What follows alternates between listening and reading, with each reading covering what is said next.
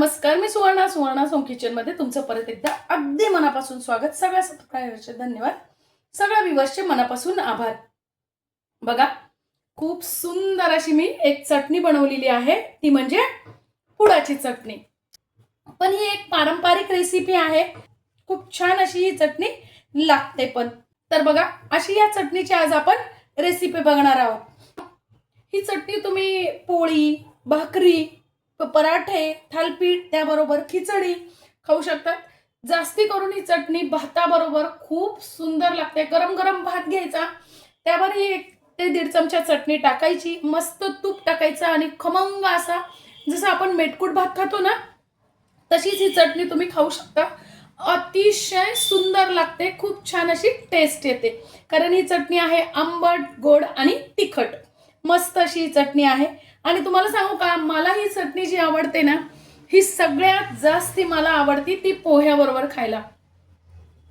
ही चटणी जे आपण असे कच्चे पोहे घ्यायचे, त्यावर थोडंसं तेल टाकायचं आणि ही चटणी टाकायची. अप्रतिम हाच शब्द आहे, याच्यापेक्षा सुंदर शब्दच नाहीये. मस्त अशी चव येते तोंडाला तुम्हाला. तुम्ही चटणी अशी करून बघा, फार सुंदर चटणी. चला तर मग आपण या चटणीची रेसिपी आज आपण बघणार आहोत, आंबट, तिखट आणि गोड.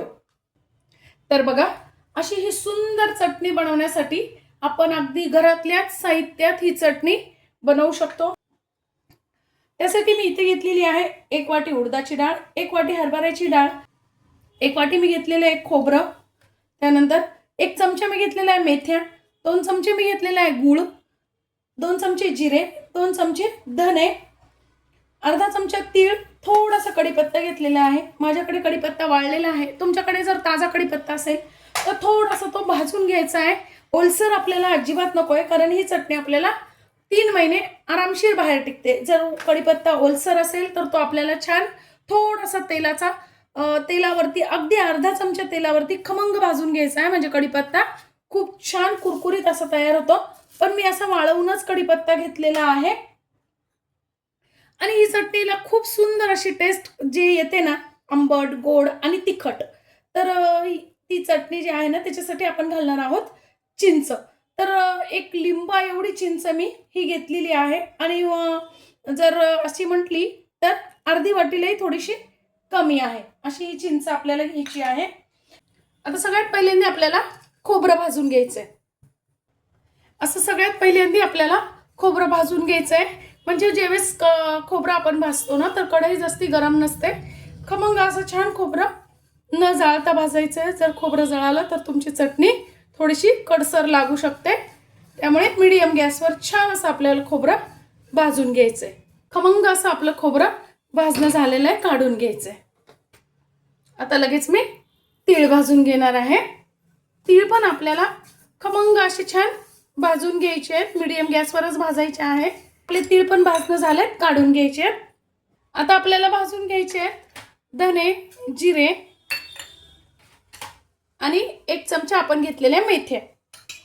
हे पण छान आपल्याला मीडियम गॅसवर भाजून घ्यायचंय. आता बघा, धने, जिरे आणि मेथ्या पण आपले छान खमंग असे भाजले गेलेले आहेत, काढून घ्यायचे. भाजून घेते मी हरभऱ्याची डाळ आणि उडदाची डाळ. दोन्ही एकत्रच भाजायला घेतलेलं आहे मी. डाळी छान स्वच्छ पुसून घ्यायच्या आहेत आपल्याला. आणि सगळ्या वस्तू बघा, मी कोरड्याच भाजलेल्या आहेत, तेल अजिबातही वापरलेलं नाहीये. आता डाळ पण आपल्याला मीडियम गॅसवर खमंग भाजून घ्यायचे आहेत दोन्ही पण. बघा, काय मस्त खमंग अशी आपण डाळ भाजून घेतलेली आहे. वास खूप सुंदर येतोय आणि कलर पण छान बदललेला आहे. अगदी दाताखाली पटकन कुरकुरीत अशी चावली जाते, इतकी खमंग आपण डाळ दोन्ही पण छान भाजून घेतलेले आहेत. आता काढून घ्यायचे. आता कढीपत्ता माझा वाळलेलाच आहे, तरी पण मी थोडासा तो गरम करून घेत आहे. असा आवाज येतोय कढीपत्त्याचा, म्हणजे आपला कढीपत्ता पण छान भाजला गेलेला आहे, काढून घ्यायचा आहे. 1 चमचा बघा तेल टाकून घेतलेलं आहे. फक्त 1च चमचा तेल टाकलेलं आहे आपण. आता काय करायचंय, जी चिंच घेतलेली आहे ना, ती तेलावरती आपल्याला छान भाजून घ्यायची आहे. छान अशी परतून घ्यायची आहे. म्हणजे काय होतं, मिक्सरमध्ये ती छान बारीक होते. तुम्ही जर अशी कच्ची चिंच म्हणजे अशी डायरेक्ट चिंच घेतली ना तर ती मिक्सरमध्ये छान बारीक होत नाही. त्यामुळे आपल्याला काय करायचंय, तेलावरती अशी छान ती परतून घ्यायची आहे. परतल्यानंतर जास्ती वेळ नाही परतायची, अगदी 2 मिनिटं फक्त आपल्याला ती परतून घ्यायची आहे, म्हणजे छान मिक्सरमध्ये बारीक होते. यातले चिंचुके सगळे काढून घेतलेले आहे आणि चिंच छान मी स्वच्छ करून घेतली आहे. स्वच्छ म्हणजे कोरडीच स्वच्छ केलेली, धुवून वगैरे घेतलेली नाहीये. फक्त त्यात काड्या वगैरे काही असेल, बाजूच्या शिरा असतील ते आपल्याला काढून घ्यायचे आहेत आणि चिंच कोरडीच घ्यायची आहे. बघा छान चिंच परतन झालेली, आता आपली काढून घ्यायची. आता बघा या वस्तू छान आपण भाजून घेतल्यानंतर मी या वेगवेगळ्या ठेवलेल्या आहेत. तीळ वेगळे ठेवलेत, खोबरं वेगळे ठेवलेले आहे, धने जिरे आणि मेथी वेगळे ठेवले आहेत, कढीपत्ता वेगळा ठेवलेला आहे आणि डाळी पण वेगळ्या ठेवलेल्या आहे, चिंच आणि गुळ पण वेगवेगळा ठेवलेला आहे. आता हे सगळं आपल्याला गार होऊ द्यायचं आहे. गरम मिक्सरमध्ये बारीक करायचं नाहीये. जर तुम्ही गरम बारीक केलं तर ती चटणी तुमची लवकर खराब होईल. त्यामुळे पूर्णपणे आपल्याला आता हे थंड करून मगच बारीक करायचं आहे. डाळी आपल्या गार झालेल्या आहे. आता काय करायचं आहे आपल्याला, या मिक्सरच्या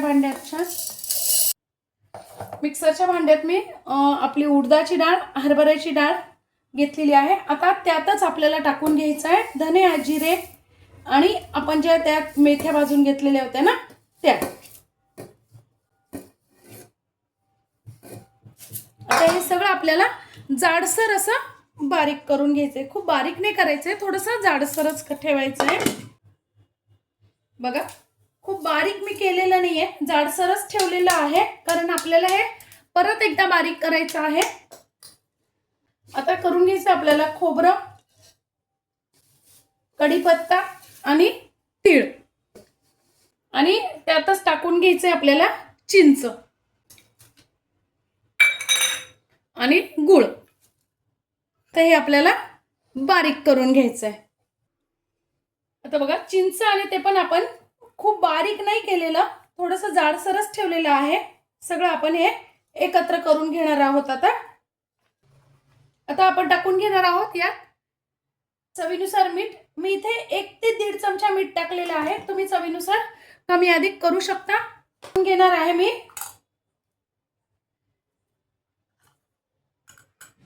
अर्धा चमचा मी घेतलेला आहे हिंग. हिंग जरूर टाका, फार सुंदर टेस्ट येते. आणि चवीनुसार आपल्याला टाकून घ्यायचं आहे लाल तिखट. तर मी इथे 2 चमचे तिखट टाकलेलं आहे, कारण आपण यात गुळ पण वापरलेला आहे आणि चिंच पण वापरलेली आहे. आणि जर तुम्ही तिखट वापरणार नसाल तर तुमच्याकडे जर लाल मिरच्या असतील तर तुम्ही त्या लाल मिरच्या थोड्याशा तेलावर भाजून टाकल्या तरीही चालेल. आता हे छान आपल्याला मिक्स करून घ्यायचंय. तुम्ही चवीनुसार तिखट वापरू शकता, थोडंसं कमी जास्तीही चालेल. काय करायचंय, हे आपल्याला परत एकदा मिक्सरमध्ये फिरून घ्यायची आहे. म्हणजे काय होतं, आपण परत एकदा मिक्सरला फिरवली ना की सगळं छान मिक्स होतं. त्यामुळे परत एकदा आपल्याला ही मिक्सरमध्ये आता सगळी एकत्र छान मिक्स करून घ्यायची.